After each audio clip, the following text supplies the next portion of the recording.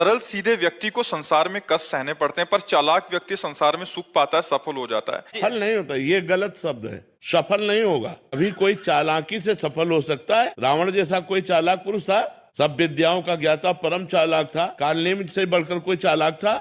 पूरी संजीवनी बूटी जैसी ही द्रोणागिरी में हर औषधि को कर दिया और साधु बनकर बैठ गया। हनुमान जी ने मार डाला, राम जी ने रावण को मार डाला, रहा न को कुल रोवन हारा। चालाक पुरुष सफल कैसे हो सकता? नहीं, सीधा सरल पुरुष कष्ट पा सकता है, पर सफल सीधा और सरल सच्चाई पर चलने वाला हो। जैसे धर्मराज युधिष्ठिर बिल्कुल सीधे थे, यहां तक इतने सीधे थे कि युद्ध क्षेत्र में कल कौन सी रणनीति है वो जाके दुर्योधन सीधे पूछ लेता था। भ्राताश्री कल कौन सा चक्रव्यूह रचना है वो बता देते थे। इसीलिए भगवान दो बैठक करते थे, एक युधिष्ठिर के साथ और एक युधिष्ठिर से अलग। युधिष्ठिर के साथ जो बैठक की वो चक्रव्यूह रचना ही नहीं होगी, क्योंकि वो दुर्योधन को पता हो। इतने सरल थे कि वो आके पूछ लेते, वो पूरी बात बता देते थे। तो आप देखो विनाश किसका हुआ? चतुर चालाक, जिसके साथ शकुनी, दुशासन, कर्ण, दुर्योधन के साथ इतने चालाक, चालाकी की हद थे ये लोग। तो क्या ये लोग सफल हुए?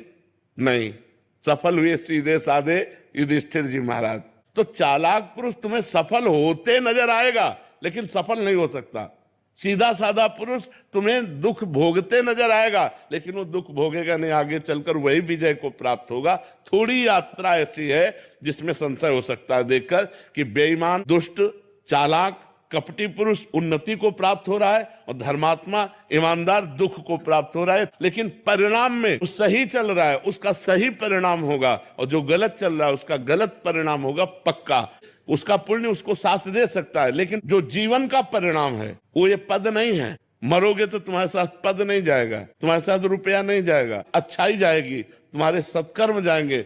और ये पक्की बात समझ लो, जब आपके आचरणों का, और भगवान ऐसी बुद्धि भ्रष्ट कर देते हैं कि खुला आचरण उसकी गंदगी सामने आ जाती है। आदमी की इज्जत चली गई तो किस योग रह गया?